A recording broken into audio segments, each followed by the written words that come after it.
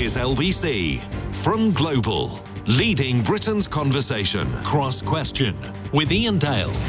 Hello, a very good evening. It is 8:01 on LBC. It's time for Wednesday's Cross Question. With me in the studio to answer your questions are Minette, President of the National Farmers Union, Beth Winter, who's Labour MP for Cynon Valley, Lord Peter Ricketts, his crossbench peer, former UK National Security Advisor and former British Ambassador to France, and Stephen Bush is a columnist for and Associate Editor of the Financial Times. The number to call if you'd like to put a question to the panel is 0345 6060 973. You can text your question to 84850 or say, Alexa, send a comment to LBC. And of course, we'd love you to watch us on Global Player. Call 0345 6060 973. Tweet at LBC. Text 84850. Cross Question with Iain Dale. This is LBC.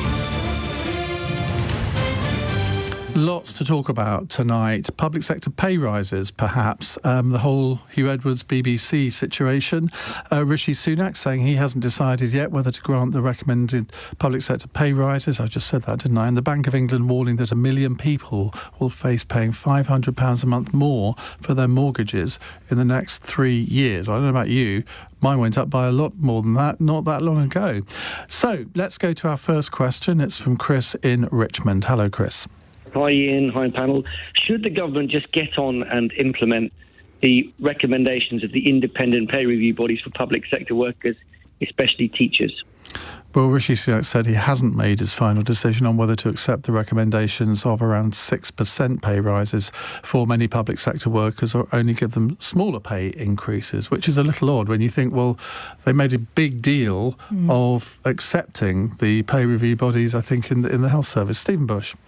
Well, look, these pay review bodies don't just come up with a number for the fun of it, right? They make a serious consideration about what you need to hit in order to recruit and retain teachers, doctors, nurses, etc., and therefore, and also, let's face it, the government of the day, regardless of what hue it is, tilts these bodies so they're going to come in at the lower end.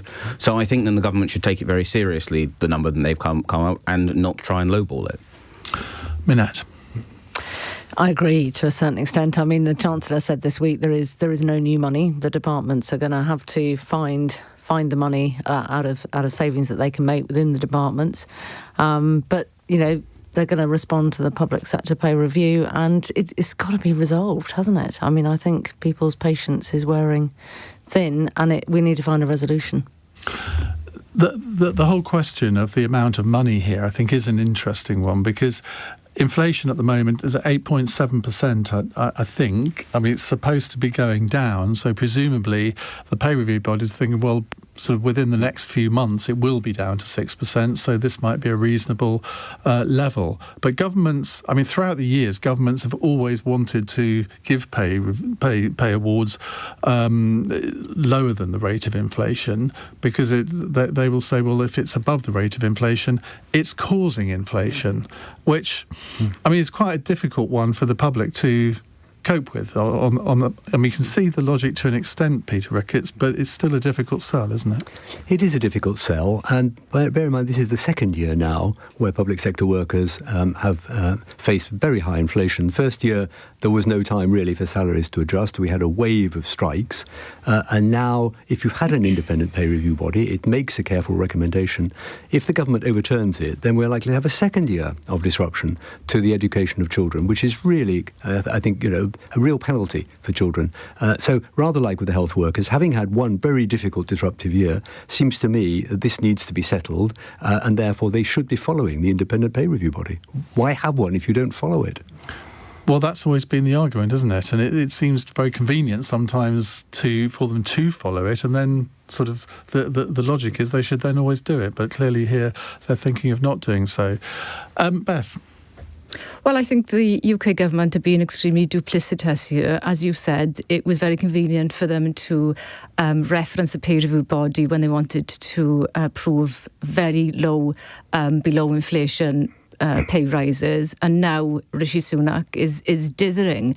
I firmly believe that public sector workers who in many cases have actually given their lives during the COVID pandemic actually deserve an inflation-proofed pay rise. We have the ability and the money to afford that. We can raise well, of course we could. We could raise. Well, they would say that we could raise wealth taxes, which can raise billions upon billions of pounds, and inflation is being caused by profit and greed. Even the IMF has agreed with that position. So this myth and misconception that's being propagated by the media and others that inflation is being pushed by pay and wages needs to be challenged, and we can afford, and people deserve inflation-proof pay rises, and there'll be more money then in the economy for people to actually go and spend. Well, inflation is caused by many things, but you said it's caused by profit and greed. I would have thought it was energy prices, the war in Ukraine. They are factors. And a lack of supply to meet demand. I mean, that's rather more important, I would have thought. They are factors, but the overwhelming research and increasing evidence shows that it is profiteering by corporations that is driving inflation, and that message needs to get out there. Our public sector workers, as I said, nurses, teachers, they do phenomenal work. They deserve proper pay. The fact that over 40,000 civil service workers are having to use food banks because they've had a 1 or 2% pay rise, totally unacceptable. We're the 5th richest nation in the world. People deserve proper pay. Chris, answer your own question. It's quite simple. We have a teacher shortage of thousands upon thousands. My kids' secondary school education is being disrupted right now. They lose science and maths teachers every single year. They simply can't recruit in more expensive parts of London. So if you want our children to have a proper education, pay the money so the teachers can be attracted to do the job. Because the longer-term consequences are dire for our economy. Well, the government will respond, no doubt, to say that from September, a first-year teacher coming out of university will be paid £30,000 a year, which is above the national average wage in this country. So they would say they are starting to address that. Well, they would say that, but then look at the actual numbers of trainee teachers, which has dropped like a stone in the last 12 months, 24 months. It's clearly, they talk about market forces, but they aren't working. There is clearly, £30,000 salary seems great, but when you're spending £2,000 on rent, which is what you pay for a one-bedroom apartment in Twickenham, where I live, you aren't going to recruit teachers. Unless they live with mum and dad for the next 10 years, they're not going to stick around. I've had that direct feedback from the head teacher at my daughter's school. You know, I mean, and then they also say, well, that the schools have got to trim their budget. My daughter's primary school spends 95% of its current income or budget on staffing. There is no fat to cut. I want to turn the lights off in winter and the heating. I mean, this government's just got to get real, Ian. Well, you could say that, I suppose, on a lot of issues, couldn't you? Well, I do. I agree. Well, you do regularly on this programme. Right, let's go to a text question from Will in Crediton.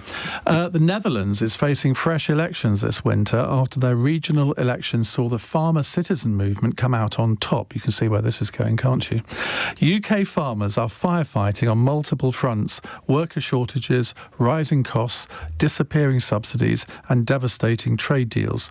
Does the panel see a similar movement coming to the UK, and why aren't farmers like me valued?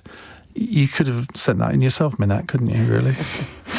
I certainly could. I think there is growing frustration and building momentum that we're not valuing our food and we're not valuing our farmers. And Ukraine is such a game changer globally on the importance of food security and taking food security seriously.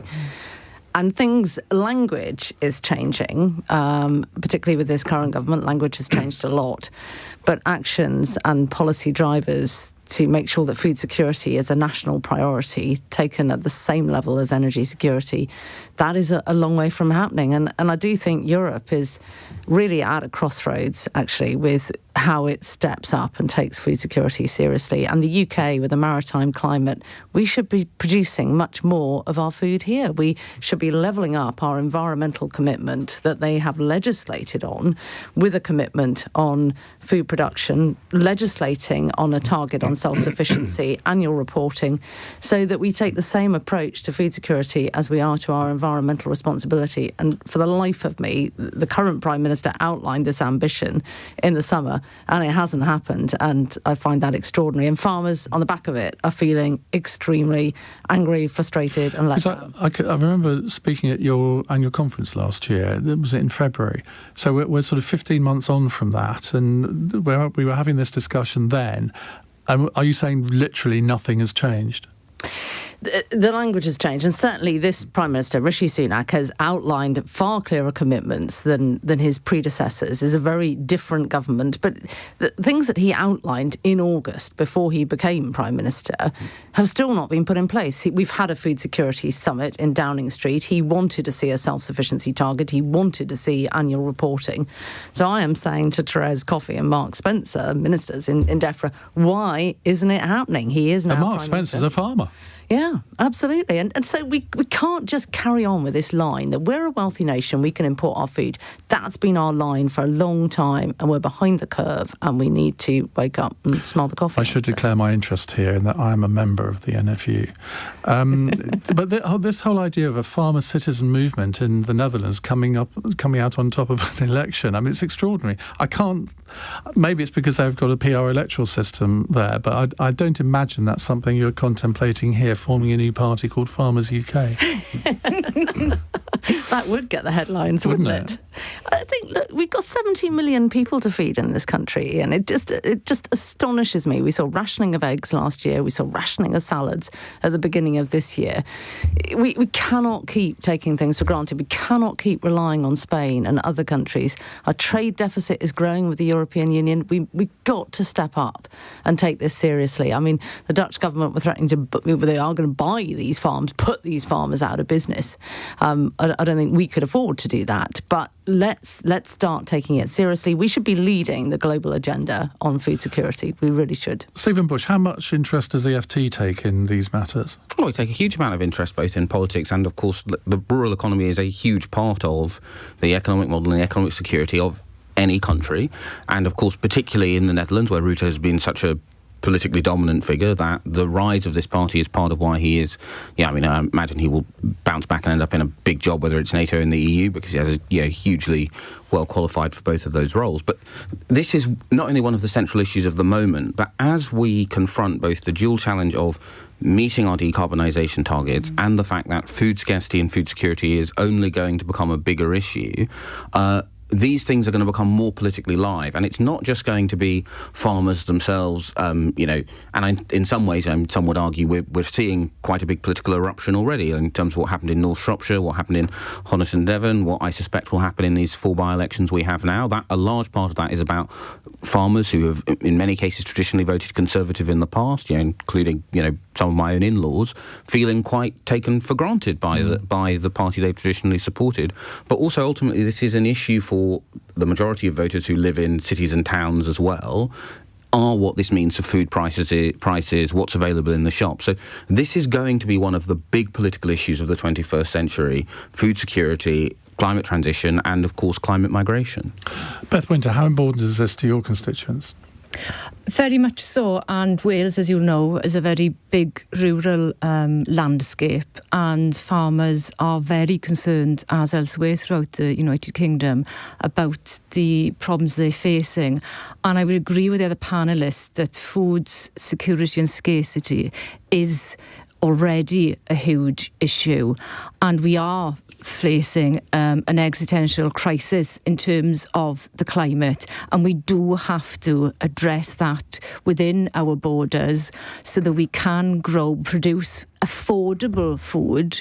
And I would just add as well that a price cap on food is a good short-term measure to enable people to afford foods in the short term. But the long-term strategy must be looking at self-sufficiency. I am also an internationalist, so we need, I think, to look broader as well and work with people across the globe, because we've seen famine, increasingly so, drought, but also flooding, and food scarcity and food production issues is a global issue. So it's very much on the agenda in Wales as elsewhere. Peter. Well, we've all discovered in the last year that we are massively dependent as a world on Ukraine and Russia for grain. Minette probably knew that, but most of us didn't. Equally, let's put another word on the table, and that is Brexit. The additional border complexities of Brexit have added to the cost of food in this country. And by the way, the government are shortly to toughen up further the checks at the border on food coming into this country. And then we've had policy interventions like the free trade agreement with Australia and New Zealand, which have not, shall I say, been all that beneficial for meat producers in the UK. So there's a combination of things here, and I think the pressures on food prices in the UK are perhaps greater than many other countries because all of those come together here. We are such a big importer of food. We are very, very dependent on world markets and the barriers that have become more difficult over the last 3 or 4 years. Maybe we need a Dig for Britain campaign or something like that. But anyway, thank you very much for that question, Will. Very, very different to what the kind of ones that we normally have on the programme. Keep your calls coming as well, 0345 6060 973. It's 17 minutes past 8. LBC. Waitrose are introducing new lower prices on hundreds of your favourites. Hang on, hundreds? OK. Essential unsalted butter was £2, now £1.90. Waitrose soft medium white bread, 800 grams, was £1.15, now £1. Cherries, 200 grams, was £3, now £1.90. Perfectly ripe avocado was £1.20, now £1. Beef mince, new lower prices on hundreds of your favourites. Waitrose, food to feel good about. Selected lines and stores, subject to availability. Prices may vary in Little Waitrose, Channel Islands and concessions. Searching for a holiday? Here's an idea. Don't type cheap flights to wherever into your browser. You know you do it. Search Kayak instead. Let us do the finding for you. All the great flight deals from hundreds of travel sites, all in one place. Go on, do it, do it. Listen to the waves, they're calling your name. Not literally, obviously, unless your name is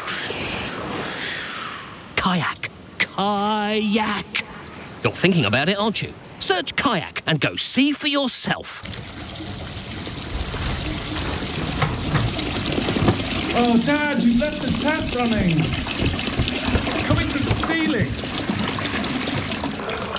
Is a running tap just a running tap? Sometimes the signs that an older relative's health is deteriorating can take us by surprise. And when it happens, it can be hard to know how to get them the support they need. Age UK know what to do. Support us at ageuk.org.uk. Hey, Harry. Hello, mate. Any tips for the golf? It's going to be an absolute belter of a tournament. And what a course that is. I played it once. It's got more dog legs than Battersea. But listen, if you want to have a few quid on it, your best bet is to have a look at the lads who are consistent off the tee. So get your money on tea. Oh, blooming Nora. I'm late for me tea. Sorry, pal. I've got to go. Sandra's cooking dumplings. Harry? Listen to Harry and make your best bet at BetVictor. 18 plus, please gamble responsibly. Leading Britain's conversation. Cross Question with Iain Dale. Tweet at LBC. 19 minutes past 8. Minette Batters is here from the National Farmers Union. Beth Winter, Labour MP for, you pronounce it because I'm bad at it. Cynon Valley. Cynon Valley, right. Lord Peter Ricketts is a crossbench peer, former National Security Advisor, and Stephen Bush from the Financial Times. Text question from Sarah in Chester. Has the BBC failed Hugh Edwards? And I should say that The Sun has announced in the last few minutes that it has no plans to publish any further allegations about Hugh Edwards and that the paper will cooperate with the BBC's internal investigation process. Stephen, I know I came to you first in the first question. Am I going to do it again here because you're the only journalist in the room? Right, yes. So I think the answer is yes.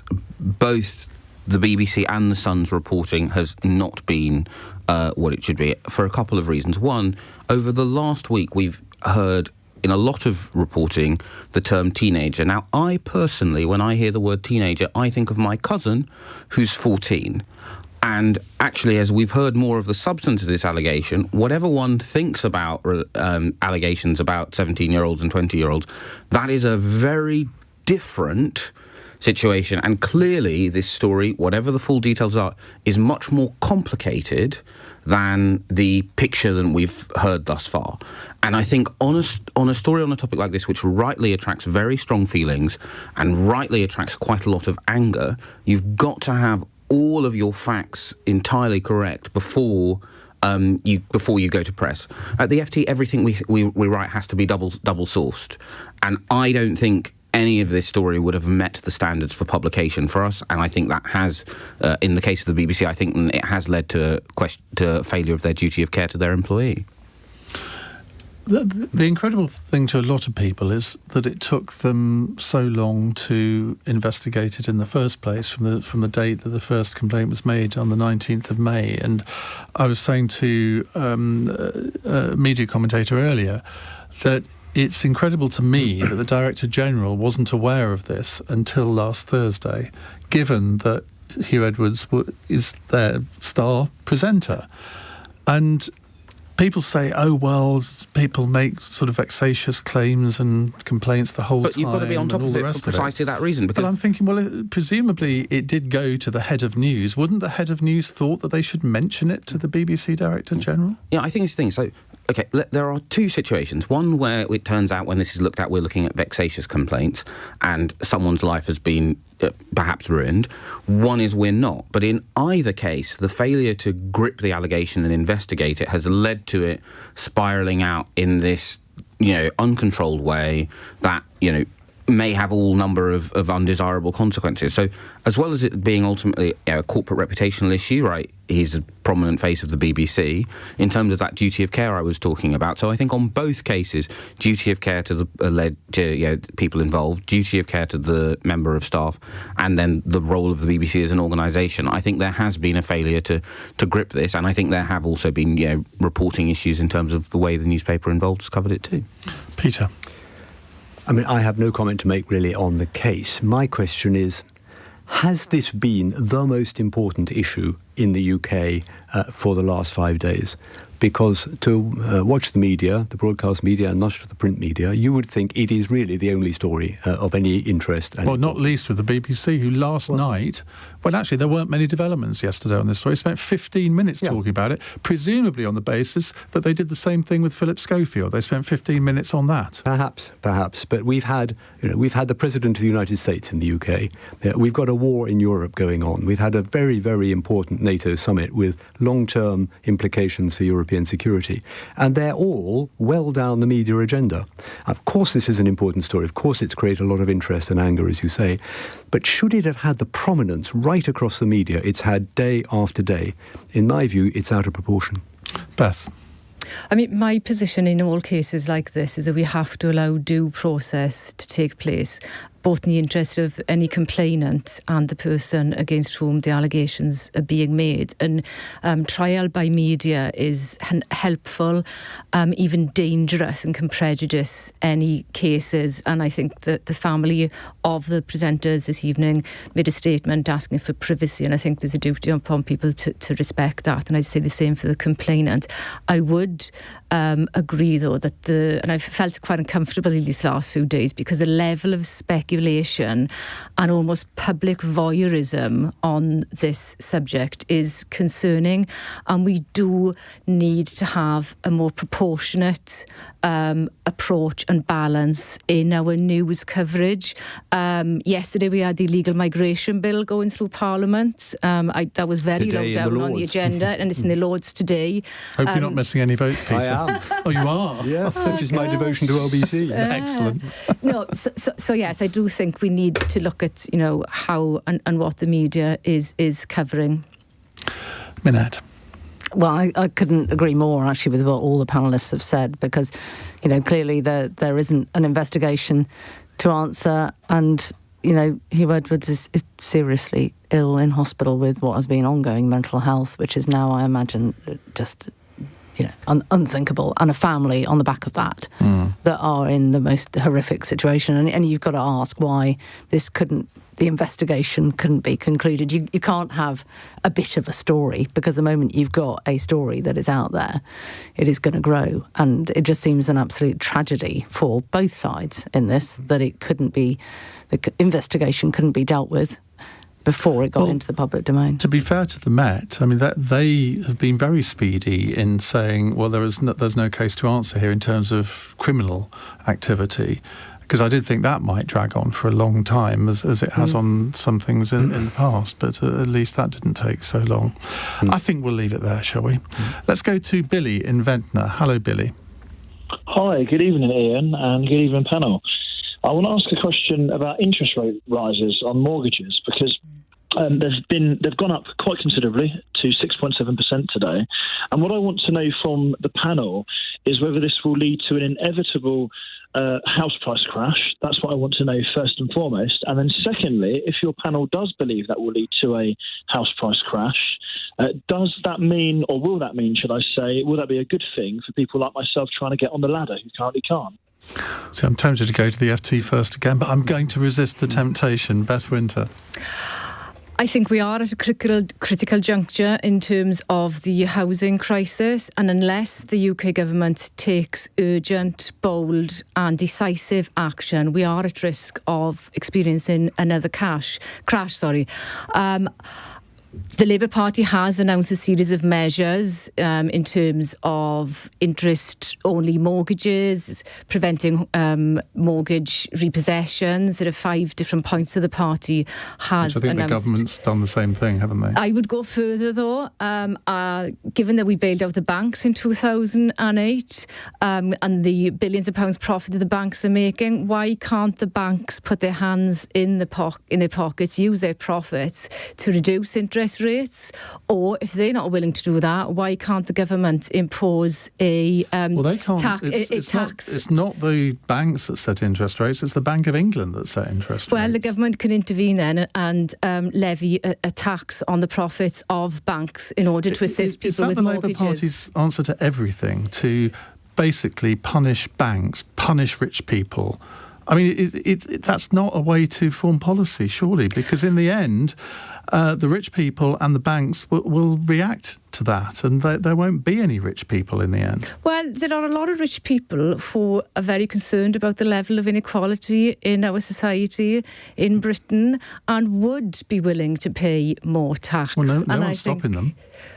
Well, the current system doesn't allow for that to happen. It does. You can send a cheque to the Treasury. Well, I'm an advocate of wealth taxes to actually target those people who are the wealthiest to be able to pay. But going back to the housing issue, I mean, yeah, we are at serious risk and decisive urgent action is required. I would also add that people in rented accommodation are struggling and rent caps is an option, making rents... I thought the Labour Party had said that wouldn't be happening under a Labour government. Well, we haven't published our manifesto, and it's a broad church, and there are those of us within the party who do think that a rent cap is something that needs to be investigated. And the other area is in terms of affordable social housing, and the Labour Party has committed to a very radical house building programme if it did get into power, because we need a variety of tenures.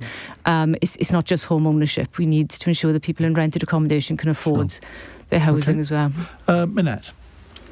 I think a lot of the challenge here is that nobody saw this coming at the pace of change that it has. So I think the measures are welcome.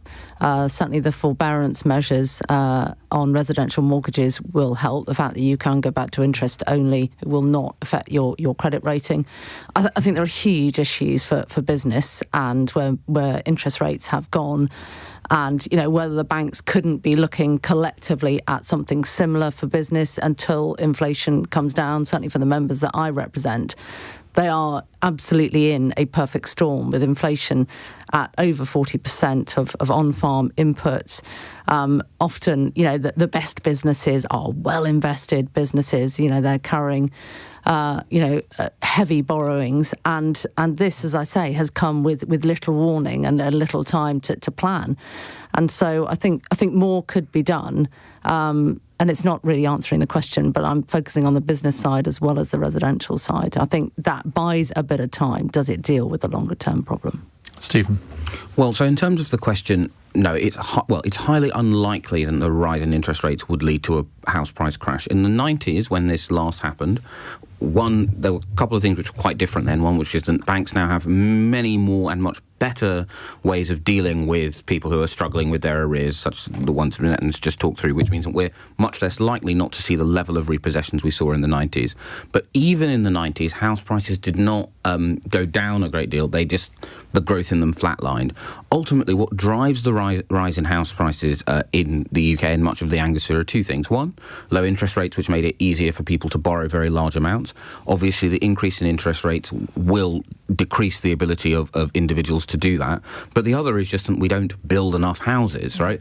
And so, broadly speaking, some people who are currently on the property ladder getting poorer and more miserable is not going to result in a major decrease in the large number in the cost of property. At least that's what history would suggest.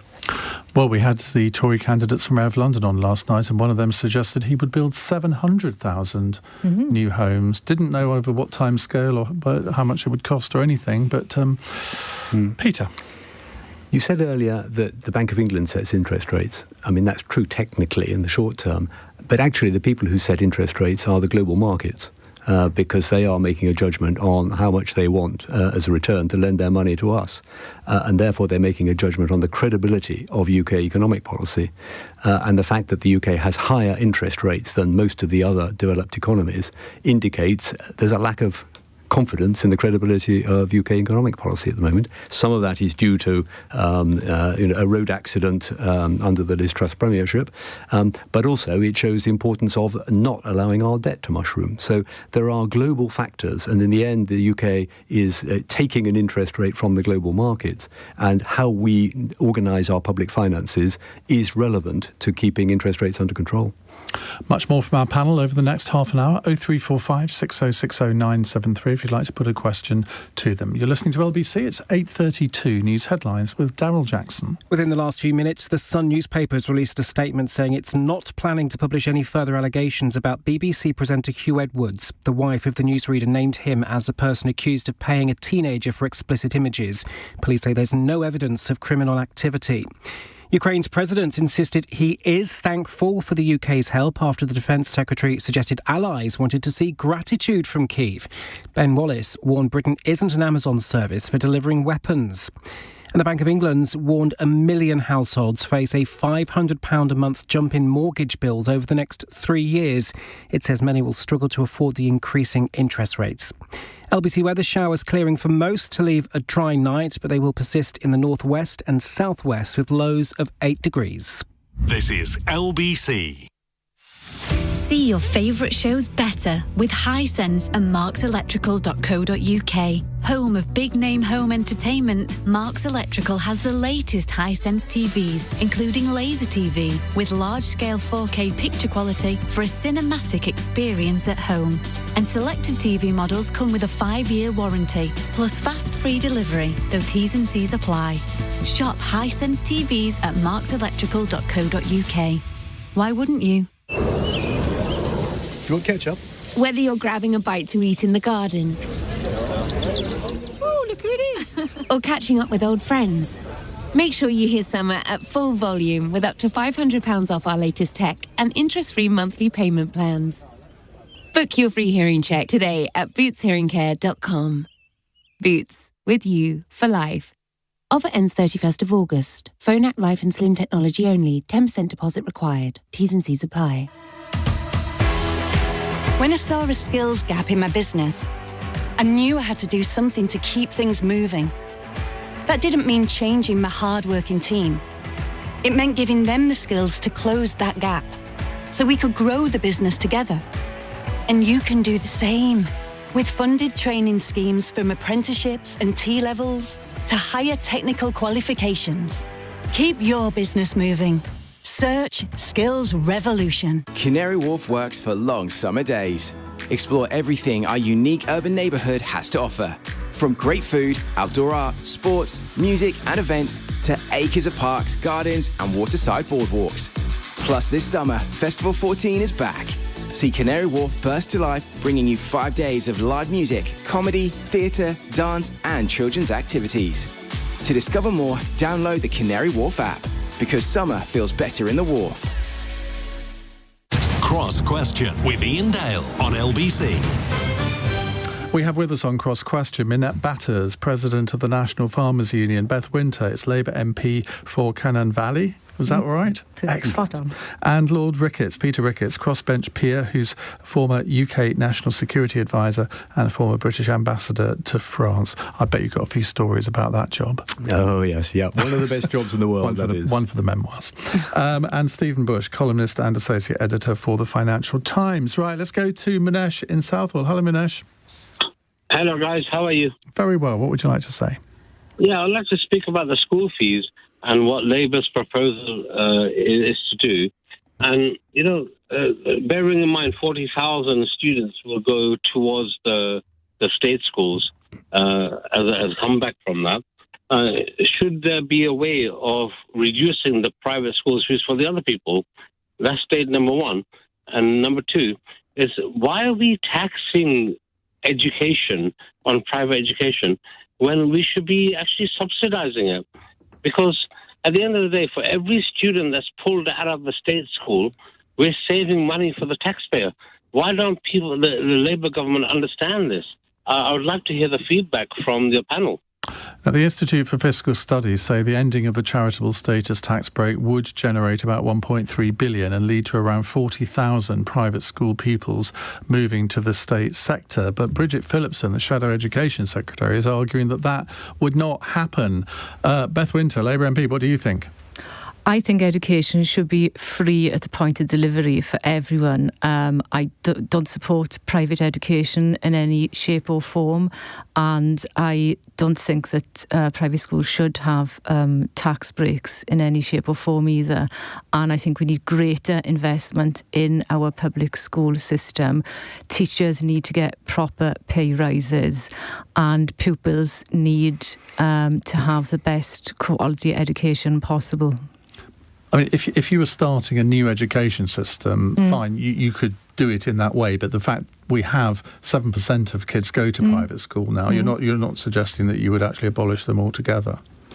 In the long term, on a matter of principle, I'm not a supporter of private education, and I think the removal of the charitable status is a step in the right direction. But if Labour is saying that this 1.3 billion would be spent on the state sector, improving schools, teachers' pay, new buildings and whatever, laudable aims, but the IFS are saying that 40,000 kids would come out of the private sector into the public sector, that presumably would wipe out most of that. And yet Bridget Phillipson is saying that not a single one would transfer, which I don't understand her logic on that. We need greater investment than 1.3 billion. We need many billions of pounds investment in our education system. Yes, that would persist. Taxing the rich. Yes. Taxing the banks. Yes, and the wealthy, the 1% who hold most they're of the going to be paying for a lot of things under your system.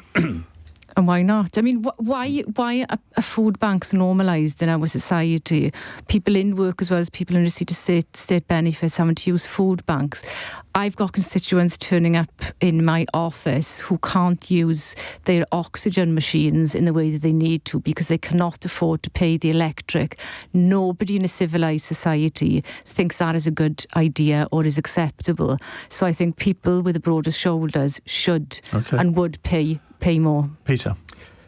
I don't have any clear view on that. I think we need to have an education system which produces high-quality students with the skills needed for this very complex world they're moving into.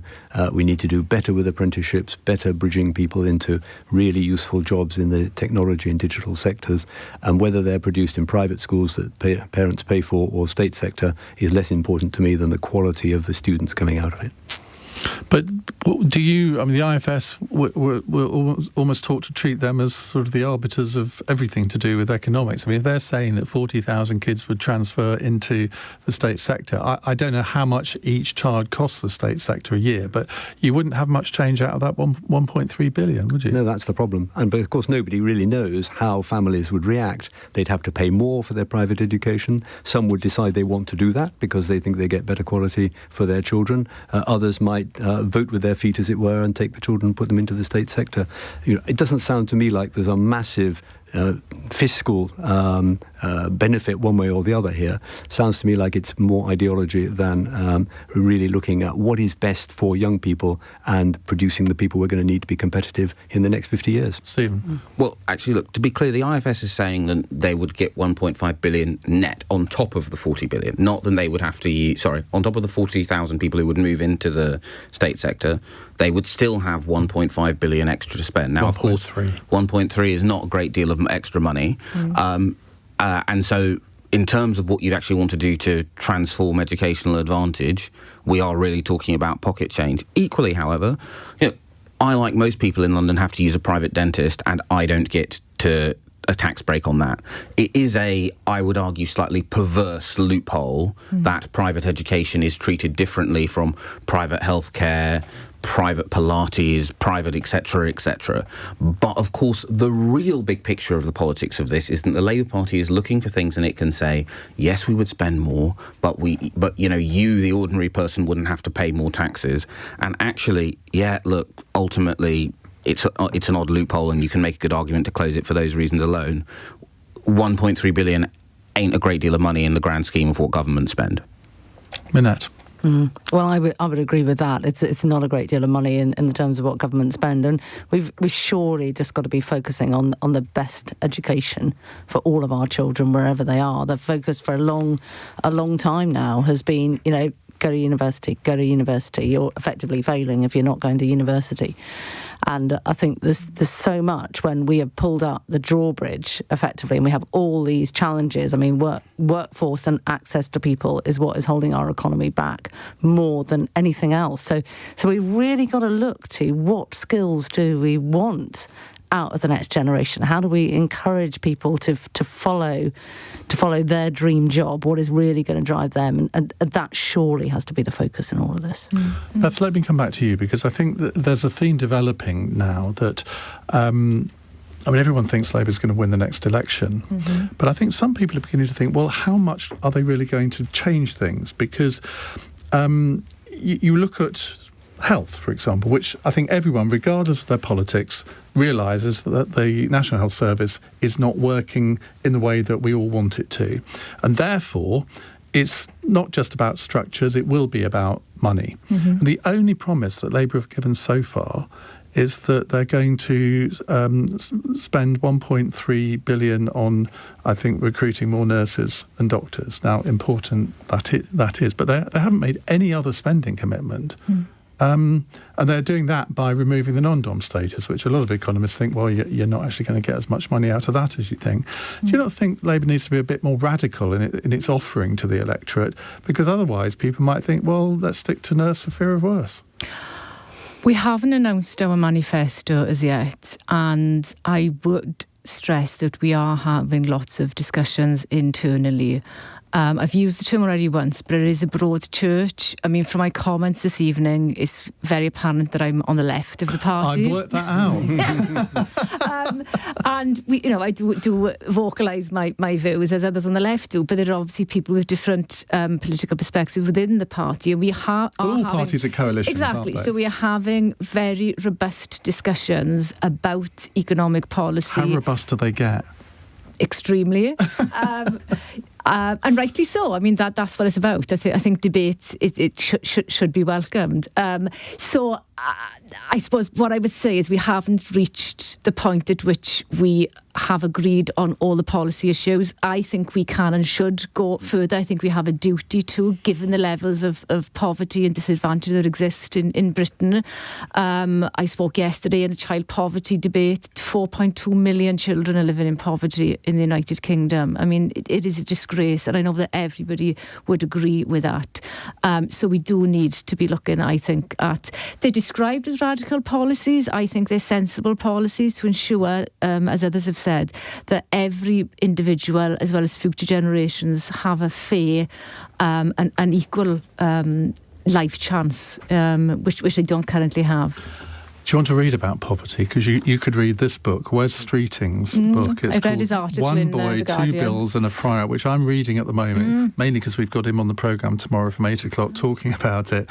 But, I mean, that describes absolute poverty, not relative poverty, absolute poverty, growing up in the East End of London in the 1980s and 1990s. And unless you've been there, I don't think you can have any idea of what it's like, or what long-term effect growing up in that kind of environment can have. And he knew from the age of 3 or 4, he says, that he knew he needed to get out of it.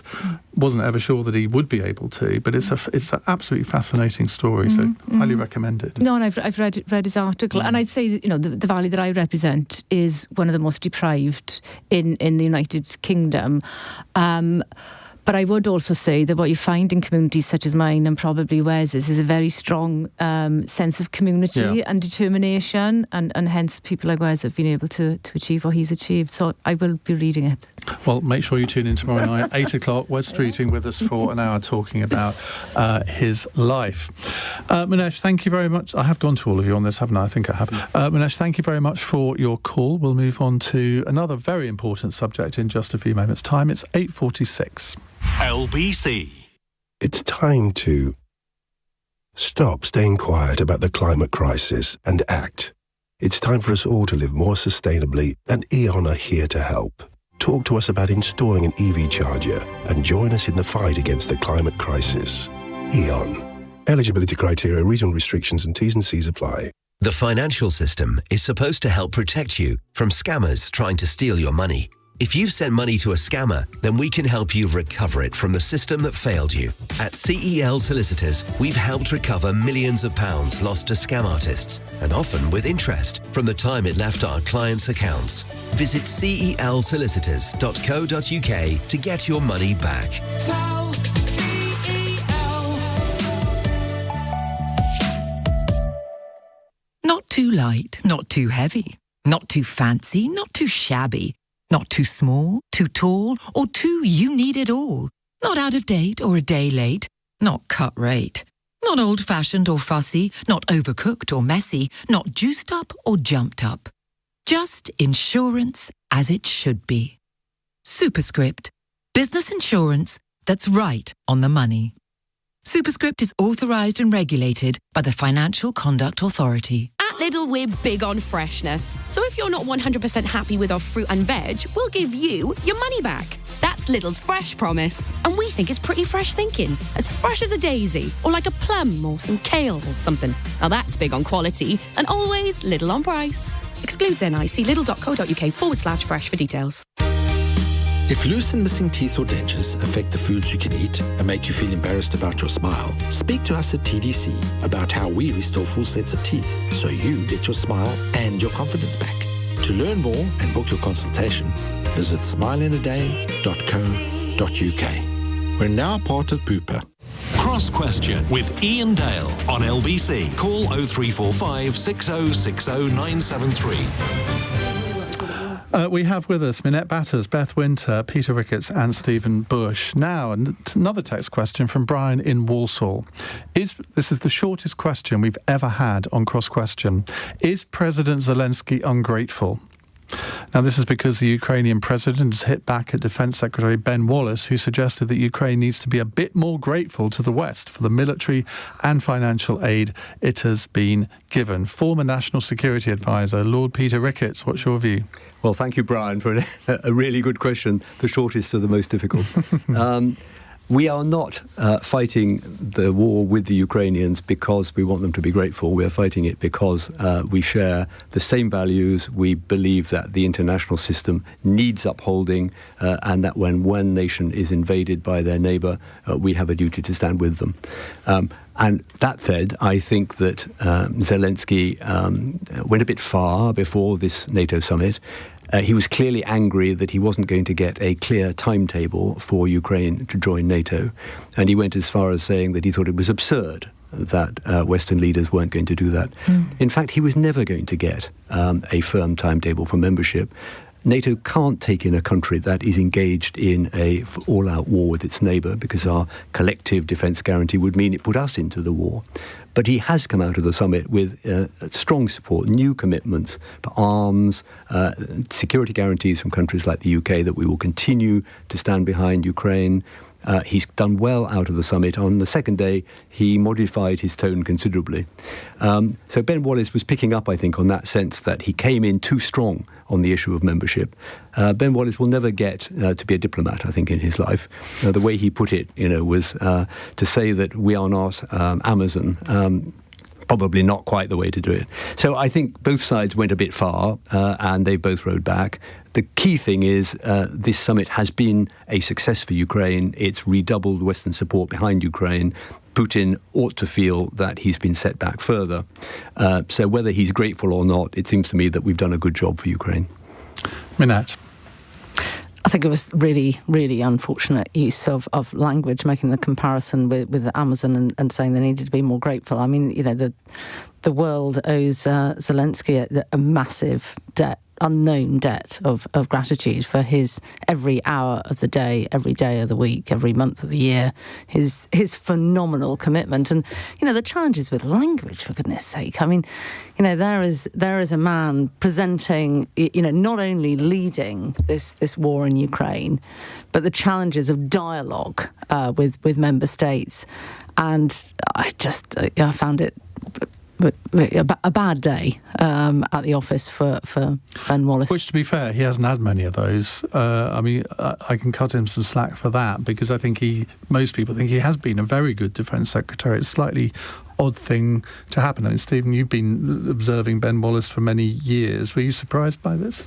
I mean, I think, although Ben Wallace has had a pretty phenomenal tenure as Defence Secretary, he is not one of nature's diplomats. So I think I was not surprised that he reached for the Amazon line. It was ill-judged, but I think actually in both cases you've got to look at their overall record, and ultimately it is not just that Ukrainians are fighting and dying for Ukraine. They are fighting and dying for all of us, particularly all of us in Europe, that this idea that in the 21st century you can reorder the borders of the world by force, that you can, if Vladimir Putin were to win, we would be in a permanently much less secure, much more tense and dangerous situation, both locally here in our home continent, but also across the world. And of course, he has, unlike Vladimir Putin, he has his own democratic politics to be concerned with. And for most Ukrainians, the thing that they are fighting desperately for is the idea of security in NATO and economic prosperity in the EU. So when they feel that those two things are far away and out of reach, they understandably become a bit snippy. But given what Zelensky is doing and inspiring, I think, as with him and Ben Wallace, we can cut both of them quite a large chunk of slack. Beth, do you? I think it may have been ill-judged. I also think that Zelensky did achieve quite a bit in the last couple of days, and at this point in time, it is unrealistic to be accepted into NATO, given the risks in terms of increasing the tensions. We are all in support of the Ukrainian situation. What Russia and Putin has done and is doing in terms of invading another country is absolutely horrific and must be opposed. I think we also need to be looking at peaceful initiatives at a international level, and Antonio Guterres and others are pursuing those avenues, because that's what we all want ultimately is peace in the world. So yes, I think I agree relatively with what everybody else has said this morning. Right, let's go to another question. It's from Sidar in King's Cross. Hello, Sidar. Yeah, hi there. So the Observer and Mail have identified nearly 50 managers from Ofwat. The water regulator have gone to find high-paying jobs in the companies that they're supposed to regulate. Does this create a conflict of interest, which is probably one of the reasons behind the terrible performance of the water sector and the regulatory failures that it has seen in the past few years? Well, Catherine Ross, the new Joint Chief Executive of Thames Water, used to work for Ofwat. She's refused to apologise to MPs on the Business Select Committee today for any perceived lax supervision of the water sector while she was a regulator. I think it's quite interesting because often it's the other way round, that people from the companies go into the regulators. And you can see why that is on both sides in a sense, because you've got to have a bit of expertise in the regulator. If you're going to work for the regulator, you probably have to have some knowledge of this sector. Stephen? Yeah, I mean, I think inevitably, because, as you say, the complexity of the task, there is always going to be some movement between people on the regulatory side and people on the, actual doing side. But it is... but the price, and people rightly expect to see from that, is that they can see that the regulator is doing a good job.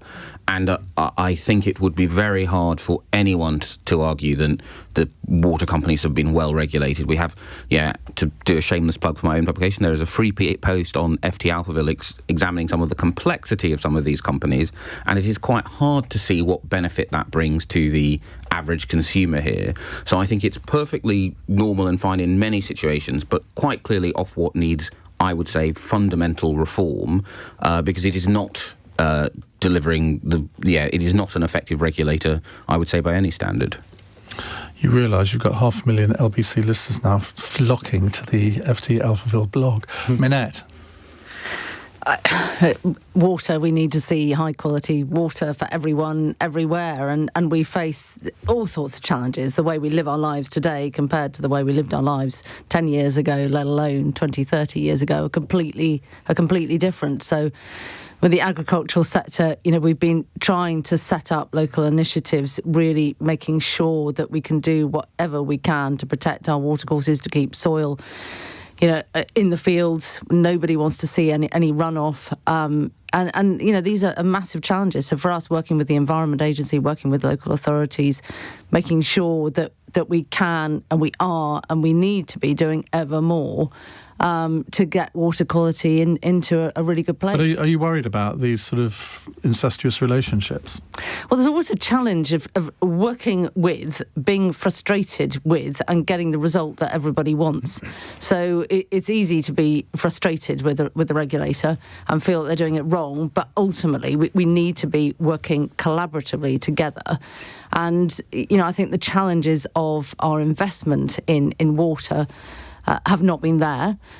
We need to be able to move water, to store water. At the moment, we waste diffuse water into the North Sea. Now, if we were in Spain or Portugal or Italy and we were in a water emergency, which they are, we would not be doing that. So our attitude to water has really suffered from lack of investment. Well, it might be a good idea for more farmers to work for the Environment Agency. They might have a bit better understanding of the sector, he said controversially.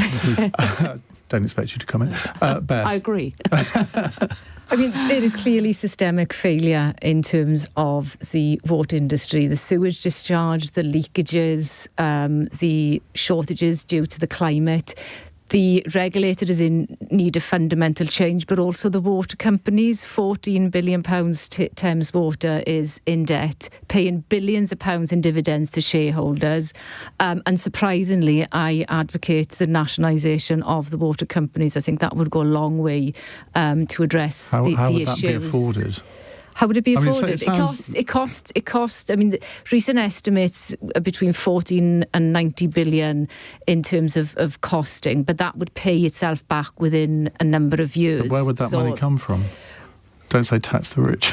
Well, what about all the billions of pounds dividends that are being paid to shareholders? I mean, it is affordable, and in terms of being able to monitor and ensure that everybody has decent, clean water, particularly in the current climate that we are living in, I see no reason why that can't happen. Peter? If you're a senior civil servant, before you can move out to private sector, if you're in the Treasury, you move to a bank, or if you're in the Ministry of Defence, the defence industry, you have to go through a committee, and they impose 6 months or a year of gardening leave so that you can't take current knowledge into your future job. Now, clearly we need competent people in Ofwat. We also need people to have confidence in them, that they are there to do a good job for Ofwat. I mean, I don't see quite why the agencies like Ofwat aren't also subject to the same controls to ensure that there can be no perception of conflict of interest. I mean, Ofwat has got an incredibly difficult job, both on the sewage discharge, on fixing the pipes, and long-term thinking about the water industry. It needs really good people, but we need to have confidence that they're doing it because they want to do the right thing for the public rather than preparing their future career. Right, our fun question. Thanks, Sidar, by the way, for the question. It's a one from Katie in Islington. The Barbie film's premiere is on in London this evening. In fact, it's on about 30 yards from where we're sitting at the moment in Leicester Square. What was your favourite toy as a child, Minette? Do you know, I think it was a Barbie doll or a Cindy doll, whatever it was back in the day. It was a very, very long time ago. Cindy's the British one, isn't it? I think. Or is it? I don't know. My sisters had them. Let's go with a Cindy doll then. Because one I used to dress up. Stephen? It was my PlayStation 1. I see, that shows how young you are, doesn't it? Sorry. Peter? Well, I'll show how old I am. An Airfix Lancaster bomber. Oh, wow. Really? Carefully painted. Have you still got it? But it broke after about 2 hours, so no, it's a happy memory. Beth? Well, mine's a toss-up between cardboard boxes or wrapping paper. I think there's a story there, but unfortunately we haven't got time to go into it. Mine was sweep. Right. Sooty and sweep. As in sooty and. Yeah, exactly. Minette, Beth, Peter and Stephen, thank you very much indeed for joining us. Now, in the next hour, we're going to talk about scams because a report out today shows that the TikTok generation is more likely to be fooled by fraudsters than the elderly, which is completely counterintuitive, isn't it? But it is so. So I want to hear your stories of being scammed. I mean, we've all got them, or we all know somebody who has been scammed, but I'm particularly interested in maybe why younger people are more prone to scams than older people at the moment. 0345 6060 973 is the number to call here on LBC.